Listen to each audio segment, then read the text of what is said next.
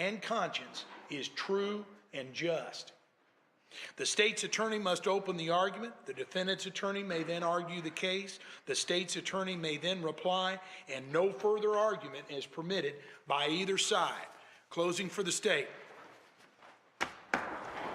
Ben Renick got shot in the back of his head and in his back multiple times.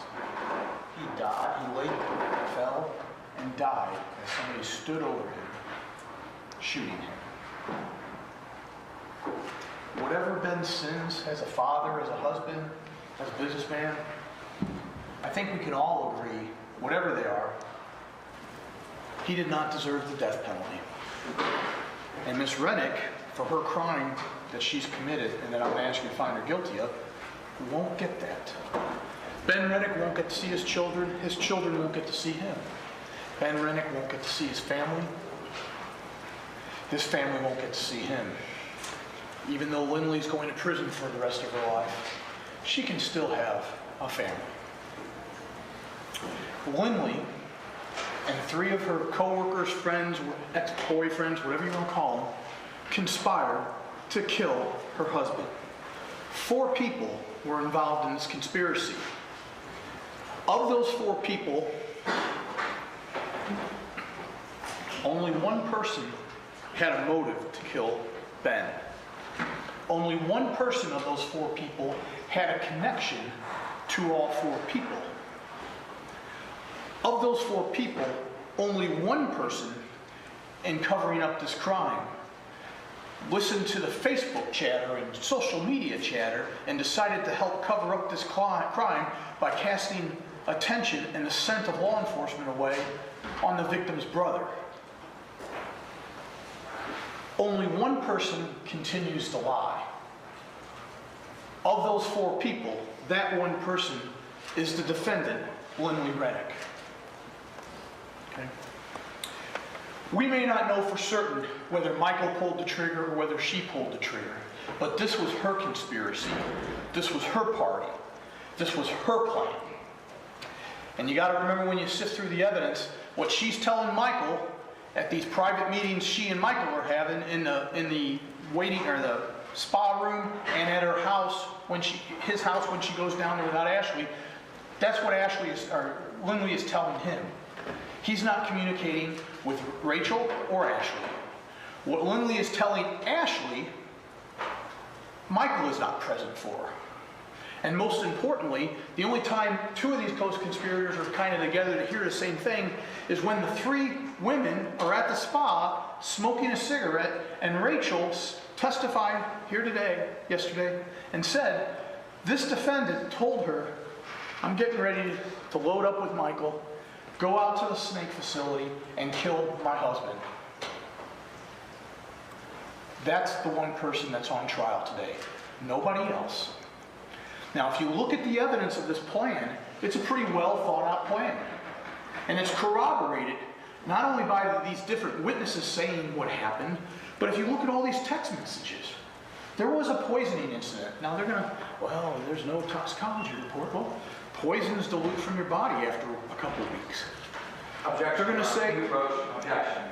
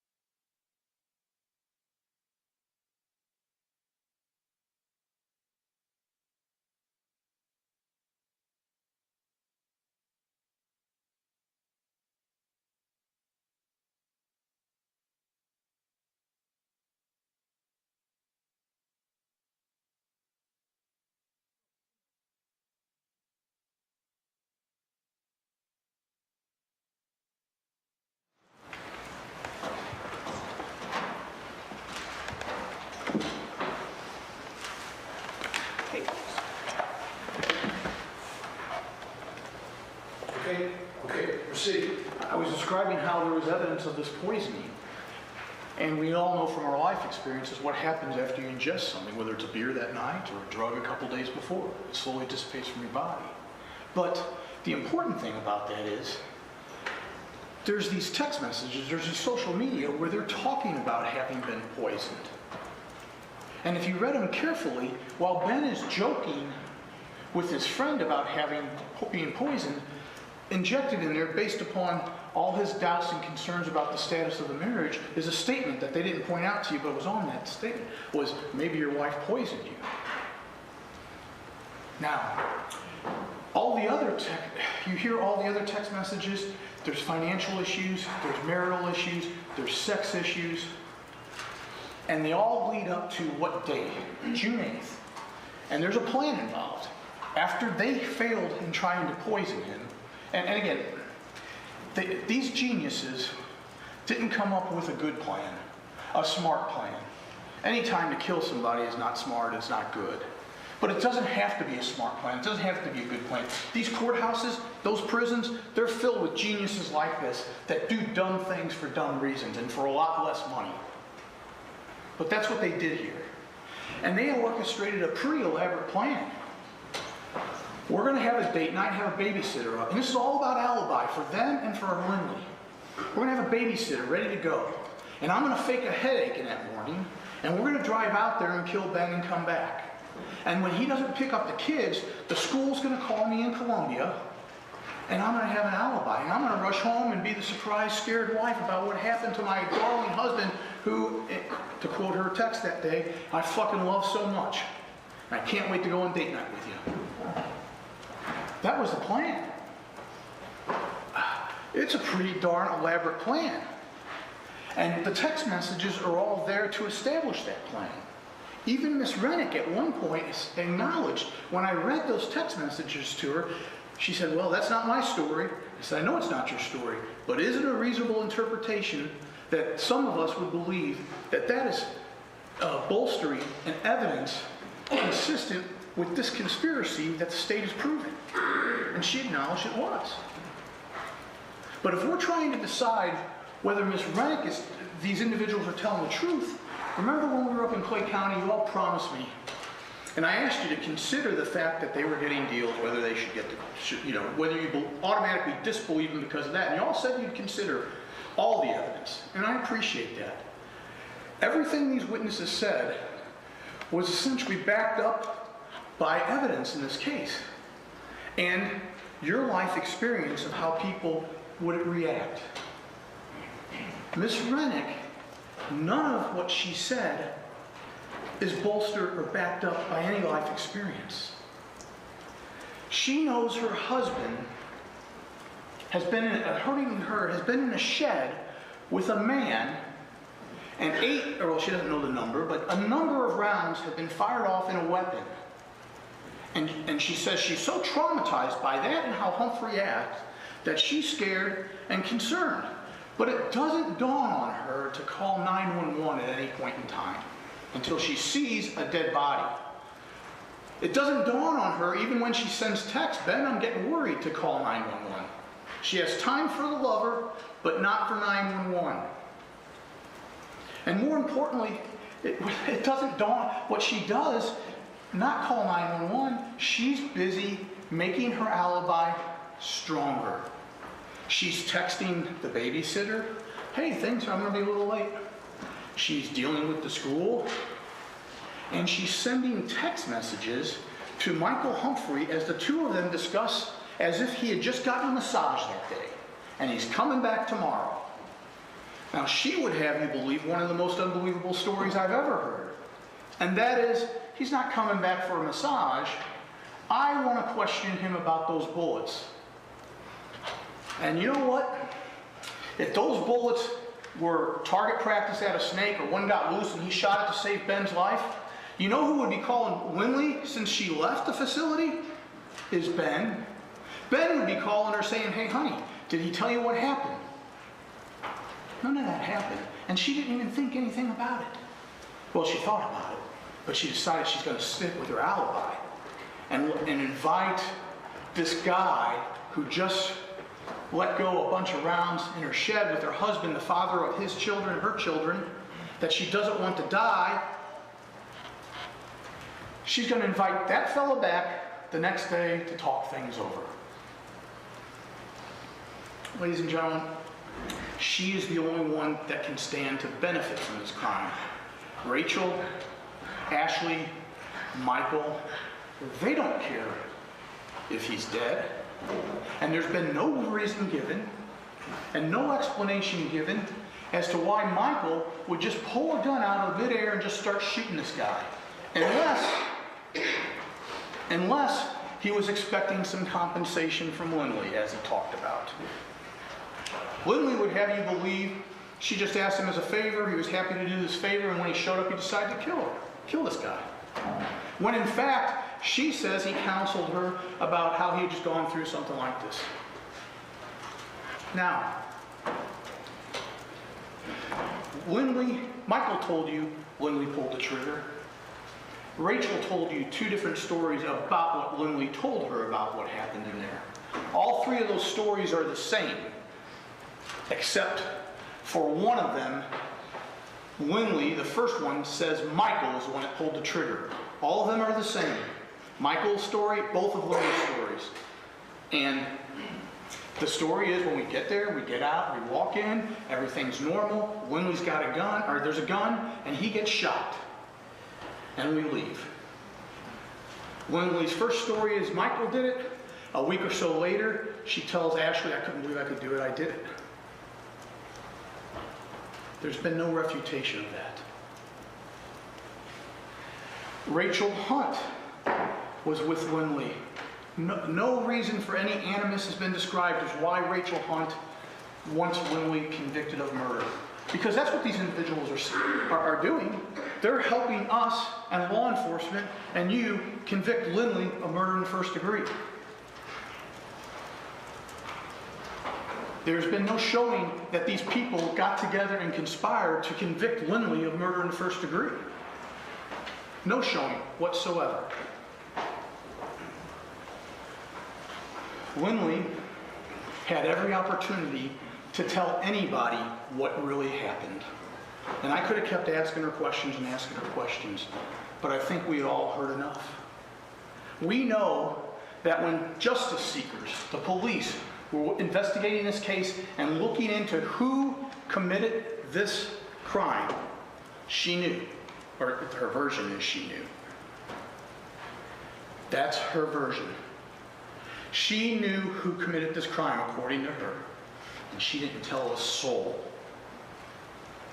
She apparently tells Brandon Blackwell at some point in time, but then she later tells me the first person she tells is her attorneys. Now, but it wasn't that she didn't tell the police who did it. She covered up for who did it. Her and Ashley and Michael had a story. If the cops ask us why the three of us were together, let's talk about how Michael was going to put in this stereo. Not only is she not telling the cops who did it, she's covering up for who did it. And even worse, you've heard me say it before and I'll say it one last time. Not only did she cover up and protect Michael, she continued to do so years later. And she told the police, based on internet chatter, a false lead of someone else to look at, the dead man's brother. Ladies and gentlemen, she's guilty of murder in the first degree. I need to go over here and put up one of the jury instructions for you and talk to you about that for a second. Judge, could I have that up? And I want to go through this first. This is the text messages between Michael and Lynlee just a short time after Ben has been murdered. And again, I want you to think about this. This man has just let go 8 rounds in a shed. Why on God's earth would you ever contact this guy to ask him what really happened? If you really don't think anything happened to your husband's going to be around. And she's so hysterical and so upset, she's able to correct a typo. Look at that. She's driving, distracted by driving, I presume. She's distracted by having just been involved in a murder, and she's got the mental acuity to correct a typo. When I think in a normal situation, most of us would have just let that go. But she's worried about her typos after committing murder. Michael responds and tells him he's almost home. And then says, maybe we can try this again tomorrow. And there's two things they can try again tomorrow. Murdering her husband or a massage as part of the cover story. That's why he was there. Well, I'll give her the benefit of the doubt. I don't think they're going to murder her husband a second time, so they're talking about a massage. This is part of the cover story for the conspiracy that these people all are involved in. Let's make this look normal. Michael just had a massage. And she says, yeah, that works. And gives him a time to show up. Now, does she tell us? She tell us this is a time so I can tell the cops the guy that just killed my husband will be at my business at 4 o'clock? No. This is a time, according to her, and I submit to you in the annals of judicial prudence, one of the most unbelievable stories ever, that she wants him to come up there to just ask him about what all that noise was in the shed. The most ridiculous and ludicrous thing I think I've ever heard. And when Lindley sends that to Michael, he agrees to come back up. Now here's what I started to talk about was the jury instructions. And the judge read to you a bunch of those instructions, and I'm confident you're probably not tuning in when he starts reading the 4th and 5th one. It gets hard to follow along. You'll get a copy of them to go back. I've pulled out the first-degree murder instruction and what we call the elements of the things we have to prove. Remember when we talked about accomplice liability?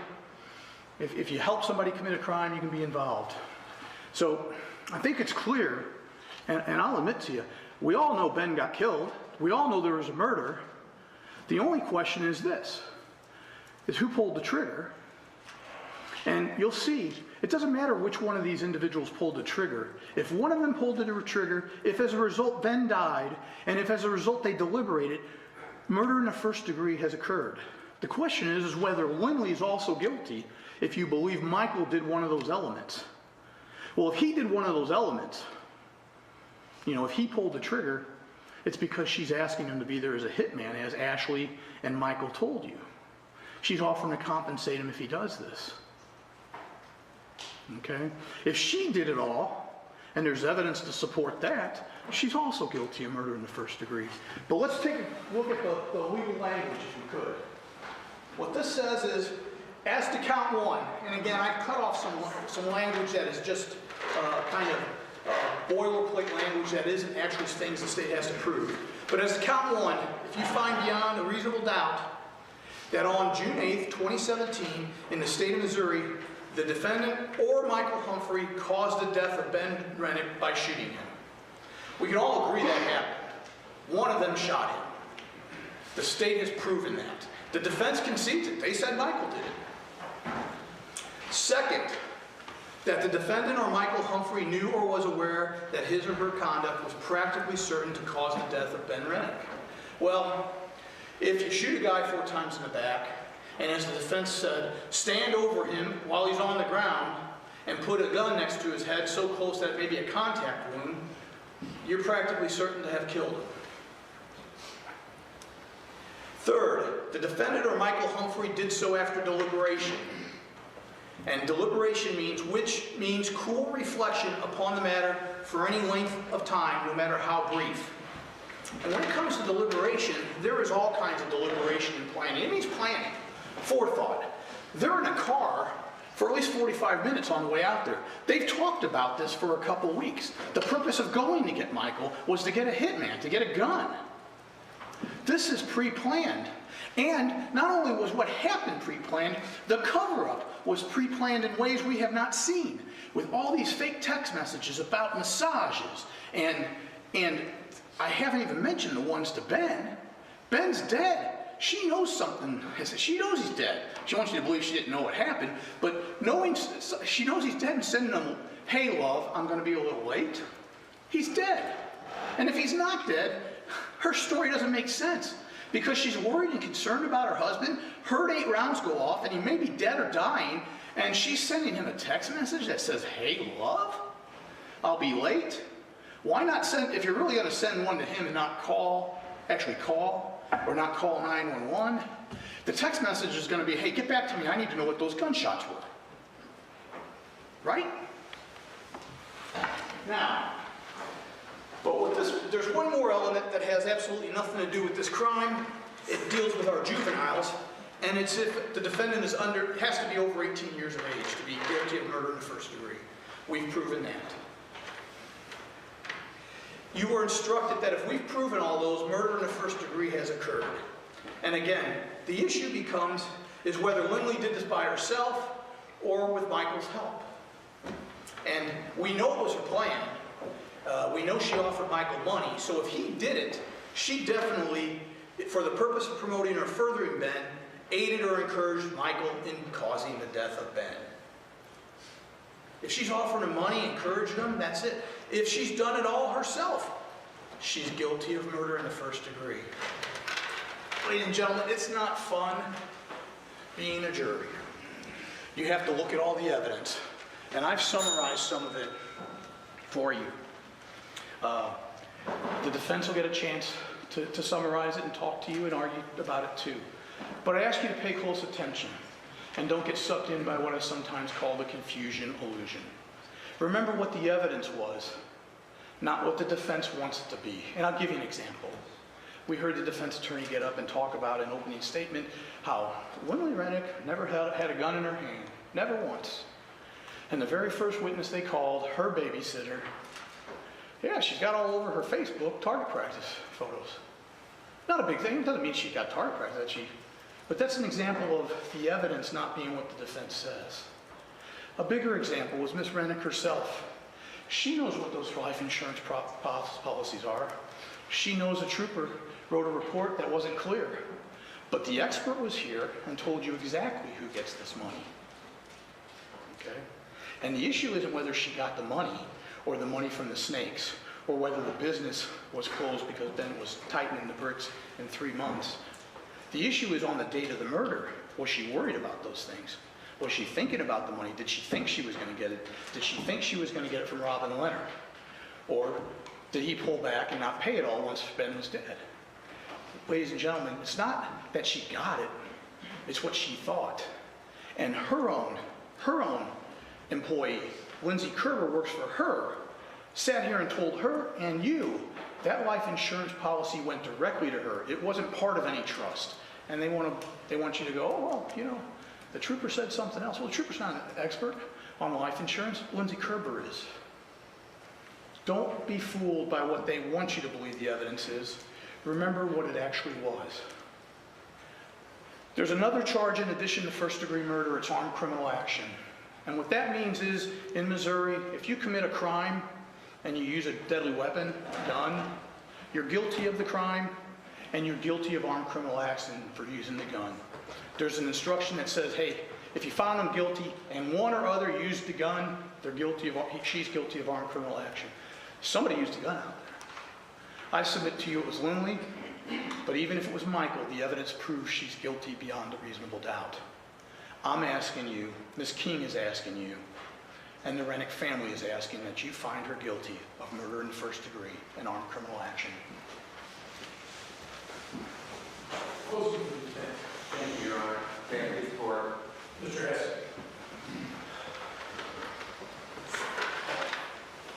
It's been an honor to present this case before you these past couple of days.